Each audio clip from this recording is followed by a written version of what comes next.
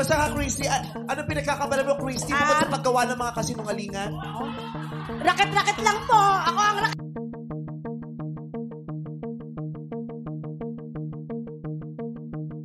Tila naka-score si Uncoverable Star Vice Ganda sa kanyang #1 basher na si Christy Fermin. Ito ay matapos mapagkatuwaan ni Vice Ganda ang isang contestant sa It's Showtime na may pangalang Christy. Sa segment na Mechus Mechus ng It's Showtime ay merong isang contestant na nagngangalang Christy.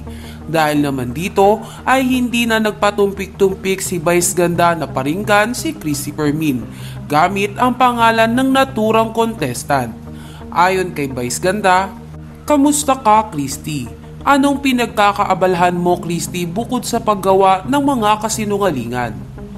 Napahiyaw nga ang mga madlang people sa sinabi na ito ni Vice Ganda. Maging ang co-host nito na si Bong Navarro ay hindi naipinta ang kanyang reaksyon. Hindi lingid sa kaalaman ng madlang people na ang veteranang showbiz columnist na si Christy Fermin ang numero 1 naninira kay Vice Ganda. Sa katunayan ay palaging topic ni Christy sa kanyang vlog si Vice Ganda. At nito lamang nagdaang araw ay di umano ay maraming nasusuka sa ugali ng komedyante dahil sa pagtrato nito sa isang audience na gustong magpa-picture sa kanila. Ngunit sinagot naman ito ng madlang people at sinabing nakikipagbiruan lang ang komedyante sa mga audience kaya naman hindi dapat ito sineseryoso. Samantala, wala pang tugon ng showbiz columnist sa hirit na ito sa kanya ni Vice Ganda.